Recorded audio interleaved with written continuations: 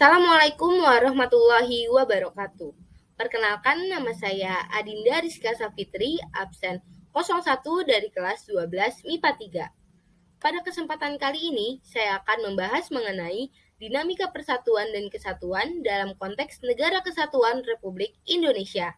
Nah, sebelum lebih lanjut, saya ingin menjelaskan mengenai hakikat dari Negara Kesatuan.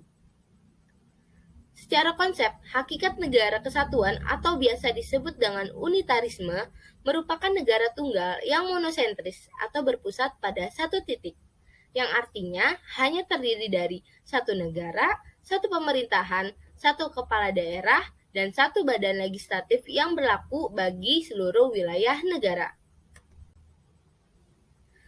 Kemudian, menurut C.F. Strong dalam bukunya yang berjudul A History of Modern Political Constitution, ia mengatakan bahwa negara kesatuan adalah bentuk negara di mana wewenang legislatif tertingginya dipusatkan dalam suatu badan legislatif nasional.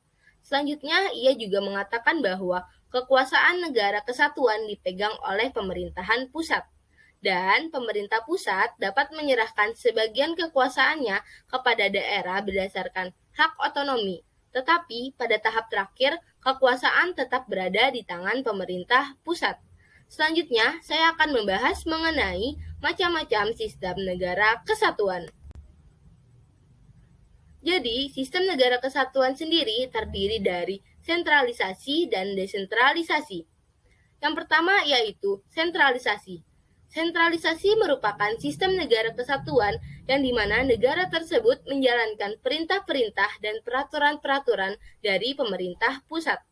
Sedangkan di daerah tidak berwenang untuk membuat peraturan-peraturan sendiri atau mengurus rumah tangganya sendiri. Kemudian, sistem negara kesatuan yang kedua yaitu desentralisasi. Desentralisasi merupakan daerah yang diberikan kekuasaan untuk mengatur rumah tangganya sendiri dan menampung aspirasi rakyat di daerahnya. Oleh karena itu, di daerah tersebut memiliki parlemen daerah sendiri. Namun sayangnya, pemerintah pusatlah yang masih tetap memegang kekuasaan tertinggi dari daerah tersebut. Tapi kira-kira negara Indonesia menggunakan sistem negara kesatuan yang mana ya?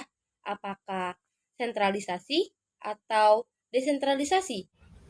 Jadi jawabannya, Indonesia menganut sistem negara kesatuan desentralisasi melalui mekanisme otonomi daerah. Dengan sistem desentralisasi inilah, pemerintah pusat memberikan sebagian kewenangan pemerintahannya kepada daerah otonom, baik berupa provinsi atau kabupaten kota.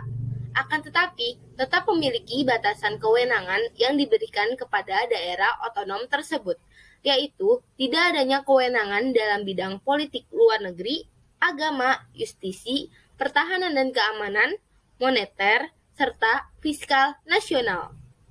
Selanjutnya, saya juga membahas mengenai persatuan dan kesatuan bangsa Indonesia dari masa ke masa. Yang kita tahu, persatuan dan kesatuan bangsa Indonesia dalam perwujudannya ini sangat dinamis. Ada kalanya persatuan dan kesatuan bangsa begitu kukuh, tetapi ada kalanya juga persatuan dan kesatuan bangsa mendapatkan ujian ketika dirongrong oleh gerakan-gerakan pemberontak yang ingin memisahkan diri dari Negara Kesatuan Republik Indonesia.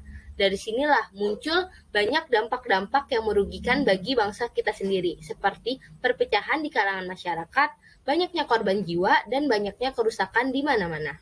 Namun, kita patut bersyukur nih dengan adanya ancaman disintegrasi bangsa ataupun gerakan-gerakan ini membuat kita sebagai negara Kesatuan Republik Indonesia bisa menunjukkan kepada dunia bahwa kita bisa bersatu untuk memerdekakan bangsa Indonesia ini. Selanjutnya bisa kita ingat kembali seperti adanya gerakan-gerakan di masa revolusi kemerdekaan, kemudian di masa Republik Indonesia, kemudian di masa demokrasi liberal, di masa Orde Lama, di masa Orde Baru, hingga di masa reformasi seperti ini, banyak sekali gerakan-gerakan yang memang menimbulkan perpecahan. Tetapi dengan adanya jiwa dan cinta persatuan dan kesatuan kepada bangsa, kita bisa loh terus merdeka dan terus membuat nama Indonesia semakin baik di mata dunia. Dan pembahasan saya yang terakhir yaitu kita juga harus tahu yang namanya karakteristik Negara Kesatuan Republik Indonesia. Karakteristik Negara Kesatuan Republik Indonesia ini juga dapat dipandang dari segi kewilayahannya. Menurut pasal 25A Undang-Undang Dasar Negara Republik Indonesia tahun 1945 menentukan bahwa Negara Kesatuan Republik Indonesia adalah sebuah negara kepulauan yang berciri Nusantara dengan wilayah yang batas-batas dan hak-haknya ditetapkan oleh undang-undang. Istilah Nusantara dalam ketentuan tersebut dipergunakan untuk menggambarkan kesatuan wilayah perairan dan gugusan pulau-pulau Indonesia yang terletak di antara Samudra Pasifik dan Samudra Hindia, serta di antara benua Asia dan benua Australia. Nah, dari karakteristik ini kita bisa tahu bahwa adanya kesatuan seperti kesatuan politik, kesatuan hukum, kesatuan sosial budaya, kesatuan ekonomi, dan kesatuan pertahanan dan keamanan. Dengan demikian, bisa saya simpulkan bahwa Indonesia dengan keragaman budayanya dan banyaknya ribuan pulau di Indonesia, semua itu saling berkaitan dalam satu kesatuan yang biasa kita sebut dengan Negara Kesatuan Republik Indonesia. Jadi, buat teman-teman semua, khususnya bagi para pelajar, tetap harus mencintai dan membela negara kita ya. Terima kasih dari saya, kurang lebihnya saya mohon maaf. Akhir kata, wabillahi taufik wal hidayah. Wassalamualaikum warahmatullahi wabarakatuh.